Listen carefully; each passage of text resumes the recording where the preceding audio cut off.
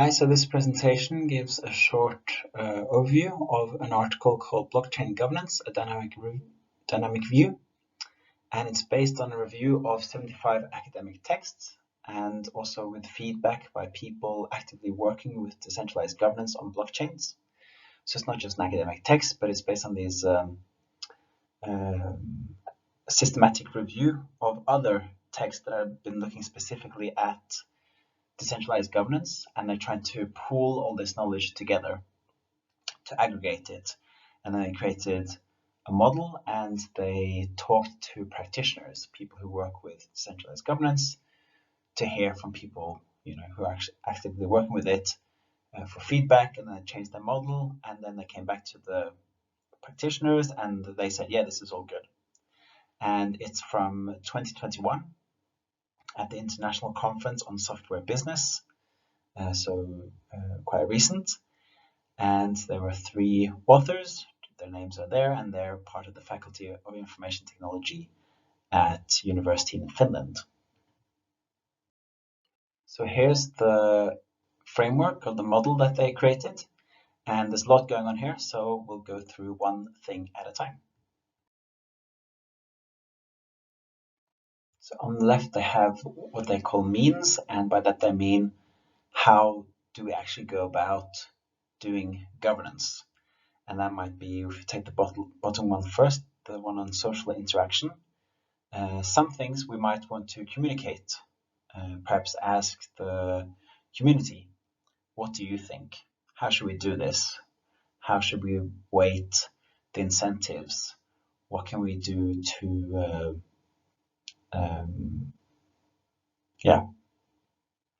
lots of different things, like it says communication and coordination, which could also be governance.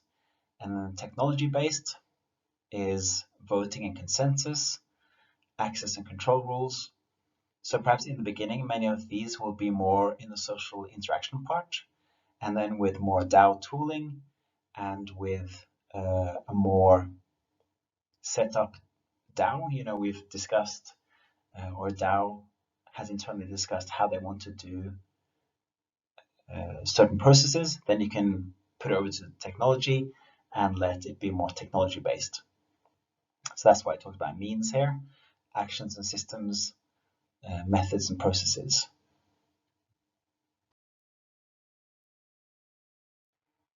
Here we have the general overview of the model. We have means that enable decisions related to the blockchain system, or the DAO. So this article is kind of focused on entire blockchains like Ethereum or Bitcoin, Cardano, but many of the same principles go for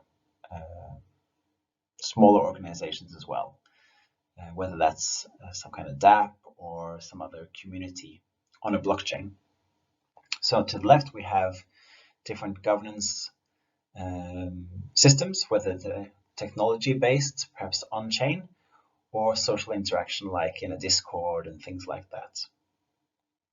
And that governance is what enables decisions related to all of these things on the right. What do people get to do? What's the business proposal?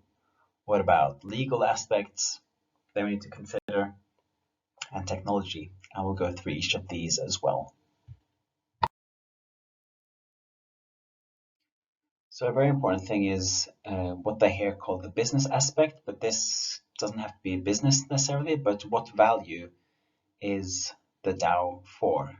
Is it for what kind of economic value can we create for people, or is it perhaps, for example, related to climate or to information sharing or to creation of DAOs themselves or whatever, so what's the goal of this DAO? In other words, that has to be very clear.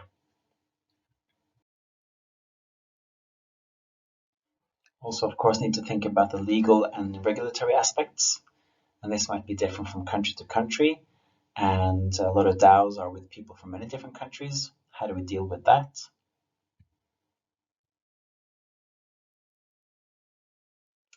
And then what kind of rights, rules, responsibilities, and incentives will we have?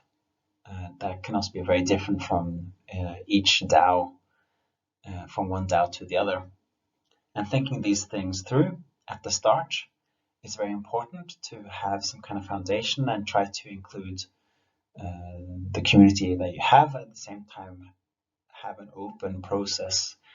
Perhaps on the left side, the means. How do we allow for changes to some of these things, and what things do we not want to change?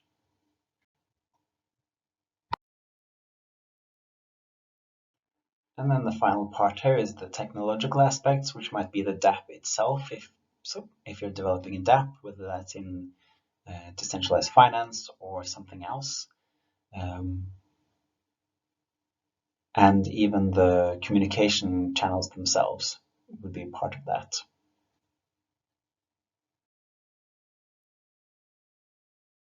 Here we again see how on the left the means are how we go about doing governance, whether it's off-chain, the more kind of social interaction between people discussing things back and forth, versus more on-chain systems put in place, how you interact between those two, and those governance mechanisms enable decisions related to all of these things on the right.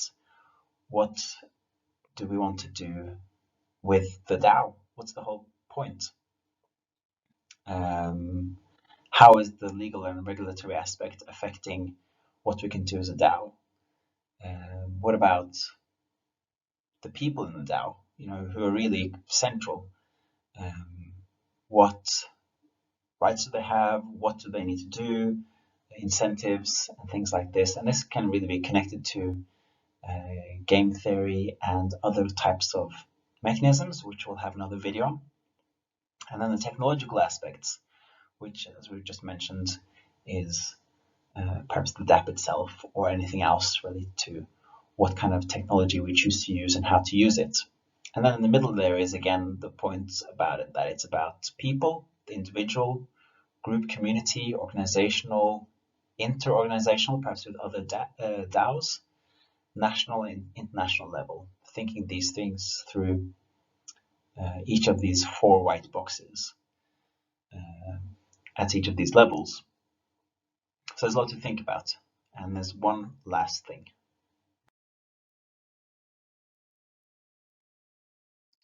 And so here we have the final piece, which is the time aspect, which is why this article is called Blockchain Governance, a Dynamic View. Understanding that there's a birth, there's a middle life, and then perhaps a death or rejuvenation.